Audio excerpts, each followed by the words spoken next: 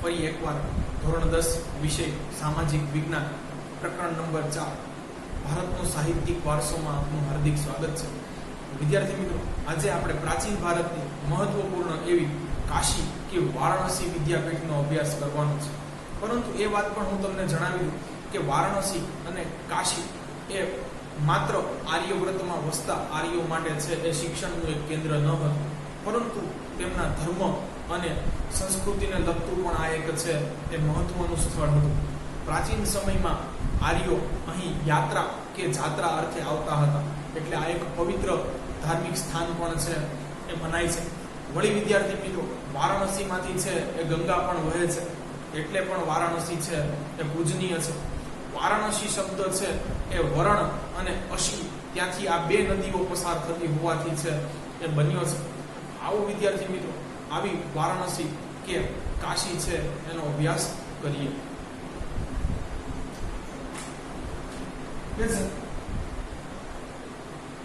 કાશી કે વારાણસી વિદ્યાપીઠ હાલના ઉત્તર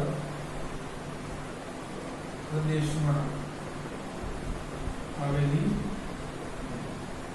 વિદ્યાર્થી મિત્રો, મેં તમને કીધું કે પ્રાચીન સમયમાં વારાણસી એક યાત્રા સ્થળ હતું, એટલે એક પવિત્ર સ્થાન પણ છે તરીકે જોવાય છે. પ્રાચીન સમયમાં વારાણસી એ યાત્રા સ્થળ કે છે. આવો કે શિક્ષણ ક્ષેત્રે ક્યારે પ્રચલિત કે મહત્વનું બન્યું કે છે ઈસવીસન પૂર્વે 7મી સદીમાં તે ઉચ્ચ શિક્ષણનું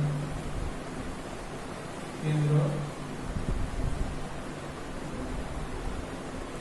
વિદ્યાર્થી મિત્રો, અહીંયા વાત છે પાછી ઉપનિષદ કાળની આવે છે, તો આપણને ખ્યાલ છે કે ઉપનિષદોની સંખ્યા 108 છે. ઉપનિષદોની રચના છે એ વેદ વ્યાસે કરી છે. ઉપનિષદો છે એ આમ તો ગુરુ શિષ્યનો સંવાદ છે, કે છે શિષ્યોના પ્રશ્નનું નિરાકરણ છે એ ગુરુ કરતા હોય છે. મુક્તિકો છે એમાં ઉપનિષદોની સંખ્યા 108 છે, અને તેના છે એ શરૂઆતના ઉપનિષદો બૃહદારણ્ય અને છાંદોગ્ય છે, કે જે વેદો સાથે છે એ સંકલિત છે.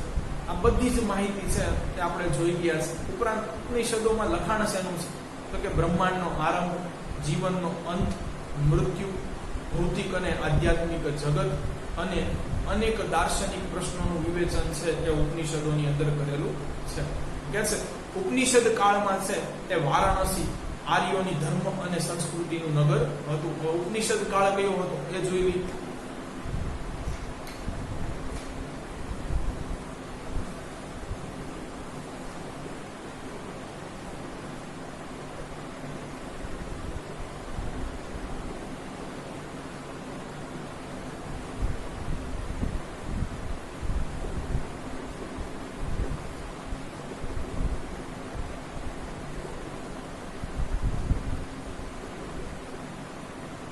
વિદ્યાર્થી મિત્રો, ઈસવીસન પૂર્વે 800 થી 1000 વર્ષ, એટલે આજથી 2800 કે 3000 વર્ષ પહેલાનો સમય છે એ ઉપનિષદ કાળ કહેવાય છે.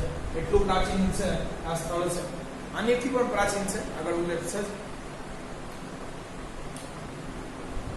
ઈસવીસન પૂર્વે 800 થી 1000.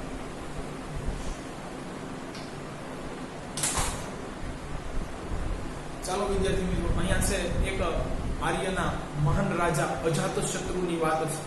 તો પ્રીવિયસ વિડિયો લેક્ચરની અંદર આપણે તક્ષશિલા વિદ્યાપીઠમાં કૌશલ દેશના રાજા પ્રસેનજીતની વાત જોઈ ગયા. વિદ્યાર્થી મિત્રો, આ પ્રસેનજીતની બહેન સાથે જ અજાતશત્રુએ છે વિવાહ કરેલો. કોઈ કારણસર કૌશલ દેશના રાજા પ્રસેનજીત અને અજાતશત્રુ વચ્ચે છે એ વેર બંધાણું, અને તેમની વચ્ચે ઘણા ખરા યુદ્ધો થયા. શરૂઆતમાં વારાણસી છે એ કૌશલ દેશના રાજા પ્રસેનજીત પાસે હતું, પરંતુ વિદ્યાર્થી મિત્રો એને અજાતશત્રુએ જીતી લીધું, અને પછી અહીંયા તત્વજ્ઞાન ક્ષેત્રે છે એ ઘણું બધું સાહિત્ય લખાણ, જેનો અહીંયા ઉલ્લેખ છે. ઉપનિષદ કાળમાં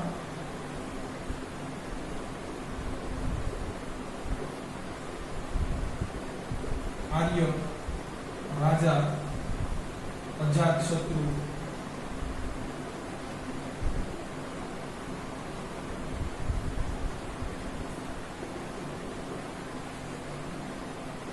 ના સમયમાં અહીં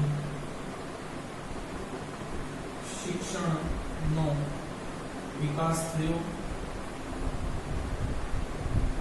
તથા તત્વ સંબંધિત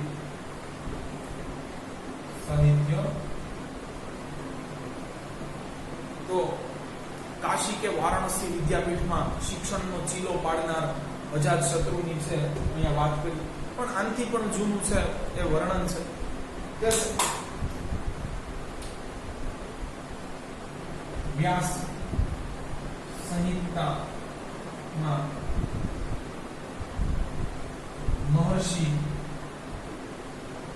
વ્યાસ અહીં મઠ બાંધીને વસતા હોવાનો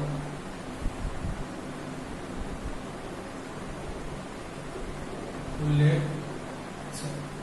અર્થાત વિદ્યાર્થી મિત્રો આ છે એ મહાભારત કાળનું છે, કારણ કે આપણે સૌ જાણીએ છીએ કે મહર્ષિ વેદવ્યાસ દ્વારા જ મહાભારતની છે એ રચના થઈ, અને મહર્ષિ વ્યાસ છે એ પોતે અહીં વારાણસીમાં છે એક મઠ કે આશ્રમ છે એ બાંધીને વસતા હોવાનો છે વ્યાસ સંહિતામાં ઉલ્લેખ છે. તો આટલું જૂનું છે એ નગર છે. ચાલો વિદ્યાર્થી મિત્રો હવે થોડું છે એ શિક્ષણની દ્રષ્ટિએ છે આનું મહત્વ જોઈએ.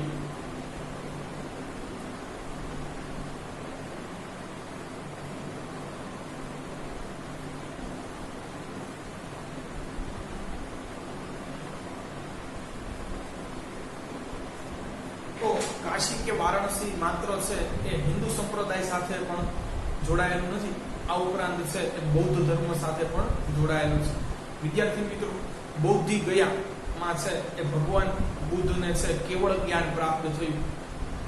આ ઉપરાંત પછી તેમને સૌ પ્રથમ પોતાનો છે એ ઉપદેશ એ અહીં સારનાથમાં આવીને આપ્યો હતો, અને આ એમનો કેવળ જ્ઞાન પ્રાપ્ત કરીને છે એ એકમાત્ર અને અંતિમ ઉપદેશ હતો. તો એવો દ્વારા પણ છે એમને કેવળ જ્ઞાન તો છે એ બિહારના બૌદ્ધિ ગયામાં પ્રાપ્ત થયું, પરંતુ તેમને છે એ પોતાનો પ્રથમ ઉપદેશ છે એના માટે એ વારાણસીનું છે એ સારનાથ કે જે ઉત્તર પ્રદેશમાં આવેલું છે એને પસંદ કર્યું. તો એની દ્રષ્ટિએ પણ અહીંની મહિમા વધારે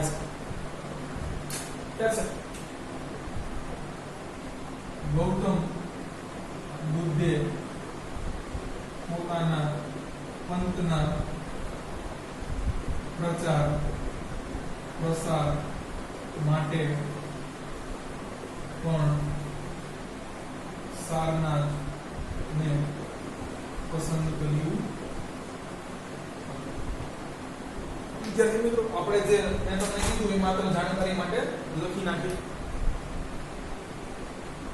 ભગવાન બુદ્ધને બૌદ્ધિ ગયા જે બિહારમાં આવેલું છે સ્થળે કેવળ જ્ઞાન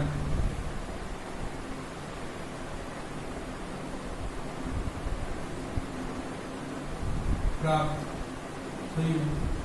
ત્યાર પછી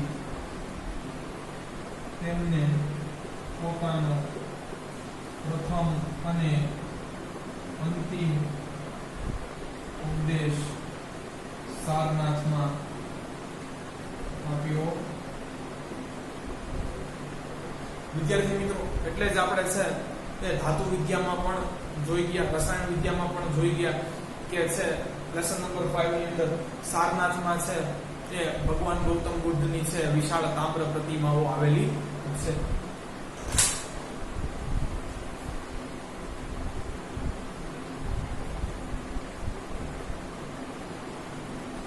ચાલો વિદ્યાર્થી મિત્રો હવે આવે છે આદિ જગતગુરુ શંકરાચાર્યની વાત. એમને પણ અહીંયા છે એ મુલાકાત લીધી હતી.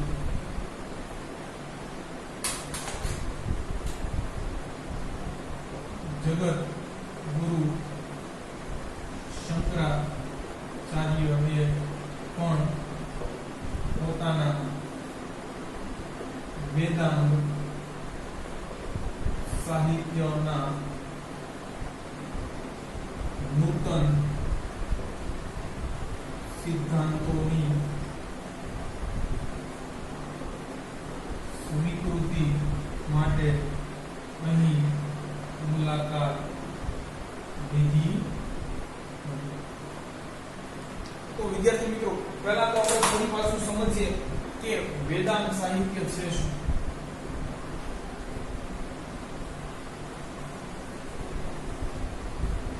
વિદ્યાર્થી મિત્રો, વેદાંત સાહિત્ય છે એની આપણે આ જ ચેપ્ટરમાં છે આગળ અભ્યાસ કરી ગયા કે એની અંદર છે એ તત્વજ્ઞાન, વ્યાકરણ, જ્યોતિષ અને ખગોળને લગતા છે એ ગ્રંથો છે. પરંતુ વેદોનો છે એ સરળ શબ્દોમાં છે એ સમજૂતી અને વેદોમાં આપેલા છે એ કર્મકાંડોનું વર્ણન છે એ સરળતાથી સમજાવવા માટે વેદાંત સાહિત્યો રચાયા છે. શંકરાચાર્યને છે એ એમના ગુરુ પાસેથી છે એ વેદાંત સાહિત્ય લખવાની પ્રેરણા મળી. તો એ પણ આપણે લખી, કોણ હતા એમના ગુરુ એ પણ જોઈએ.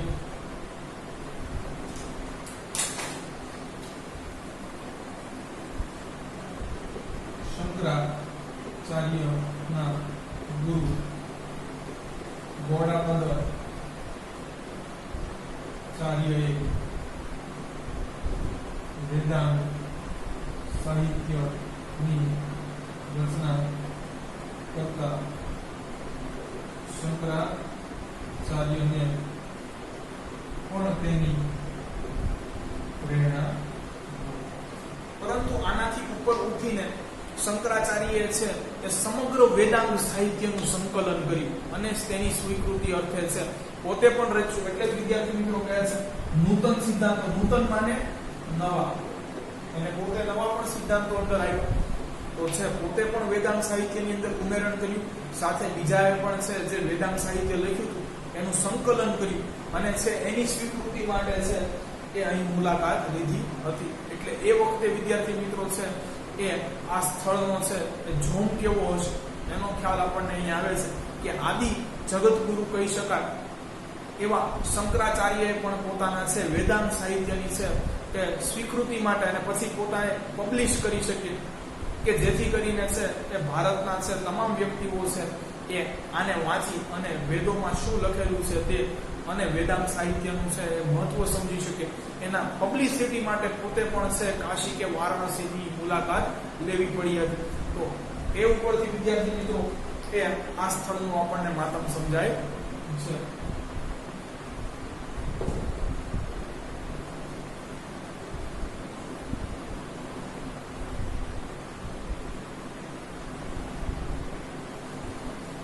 ચાલો વિદ્યાર્થી મિત્રો, હજી બે છે એ મહાનુભાવોનો અહીંયા ઉલ્લેખ છે. કે છે ચૈતન્ય મહાપ્રભુ અને પુષ્ટિ પંથના પ્રચારક વલ્લભાચાર્યને પણ અહીં જ આવીને પોતાના પુષ્ટિ સંપ્રદાયની ખ્યાતિ કે પ્રતિષ્ઠા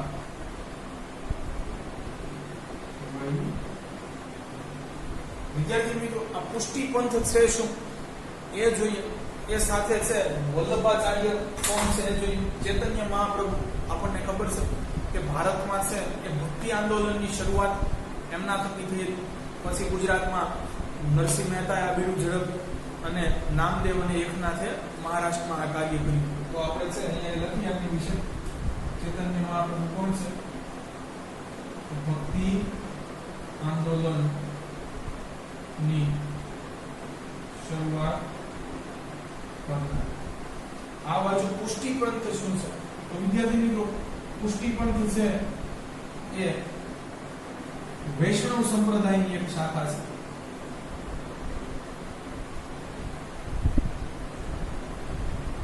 આપણે અહીંયા લખવું જ જોઈએ ખરેખર.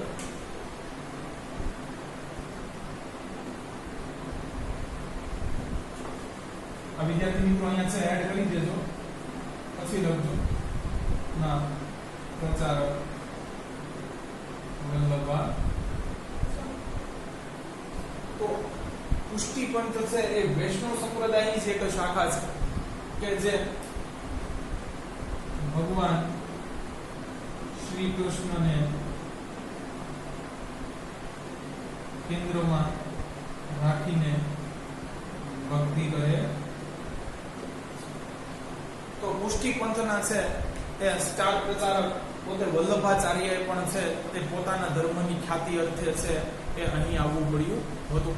વલ્લભાચાર્ય કોણ છે વિદ્યાર્થી? તો દક્ષિણના મલયાલમ દાર્શનિક છે પોતે. વિદ્યાર્થી મિત્રો, તો દાર્શનિકનો આની પહેલા પણ છે તે આપણે વાત કરી ચૂક્યા છે, ઉલ્લેખ કરી ચૂક્યા છે કે સાચું શું છે તે દર્શન કરાવો. દર્શન શબ્દ ઉપરથી, દર્શ શબ્દ સંસ્કૃત ઉપરથી છે આ દાર્શનિક શબ્દ આવ્યો છે કે જ્ઞાન સાચું મેળવી શકે એવી છે એ સમજ આપવી. વિદ્યાર્થી મિત્રો, આ બંને પણ પોતાના છે પુષ્ટિ સંપ્રદાયના છે એ પ્રચાર અર્થે છે એ અહીં આવવું પડે.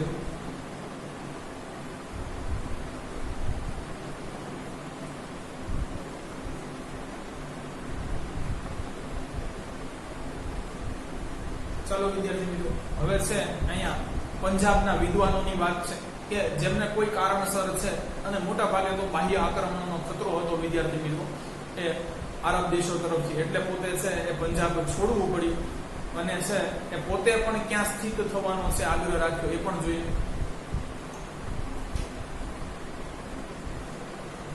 પંજાબના વિદ્વાનોએ કોઈ કારણસર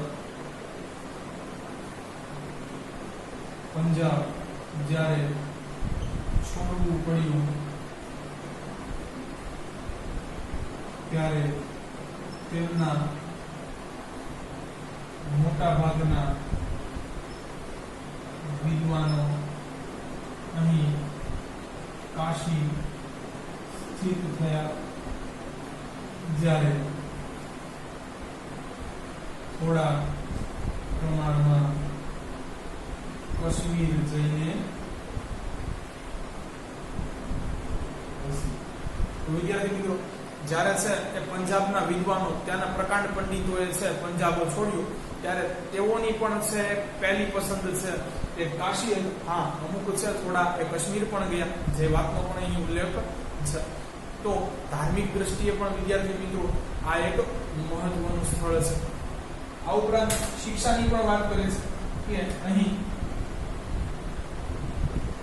દેશ વિદેશના વિદ્યાર્થીઓ શિક્ષા અર્થે આવતા. આ ઉપરાંત વિદ્યાર્થી મિત્રો આ સ્થળ છે એ સમ્રાટ અશોક સાથે પણ જોડાયેલું છે કે જ્યારે સમ્રાટ અશોકે છે એ કલિંગ સાથે ભીષણ યુદ્ધ કર્યું ત્યારે ખૂબ જ મોટા પ્રમાણમાં છે એ નરસંહાર થયો. લોહીની છે એ નદીઓ વહી, સમગ્ર કલિંગ છે એ રક્ત રંજિત થઈ ગયું. પછી છે એ સમ્રાટ અશોકે પોતે છે એ બૌદ્ધ ધર્મનો અંગીકાર કરી લીધો અને તેમને પણ અહીં સારનાથમાં છે એક સારનાથ મઠ એટલે ત્યાં એક આશ્રમ બનાવ્યો. તે પણ છે એ વિદ્યાનું એક કેન્દ્ર તરીકે ઉભરી આવ્યું. તો માત્ર હિન્દુ નહીં પણ બૌદ્ધ ધર્મનું પણ એક મહત્વનું શિક્ષા કેન્દ્ર આપણે વારાણસીને ગણી શકીએ. એ પણ એને કહીએ છીએ આપણે.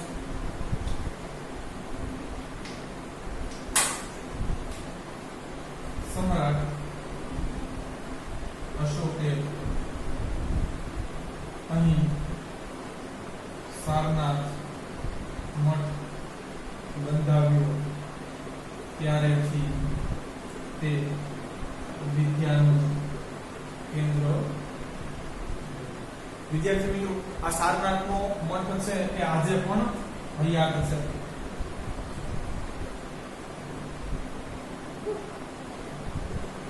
ચાલો જોઈએ દરેક વખતની જેમ કે કાશી કે વારાણસી વિદ્યાપીઠનું પતન કેવી રીતે થયું. વિદ્યાર્થી મિત્રો તો આનું પતન કરનારા છે કાશી કે વારાણસી, એમાં મોટા મોટા છે એ બે લોકોનો હાથ છે. જોઈએ પહેલા સૌપ્રથમ કોણ હતા.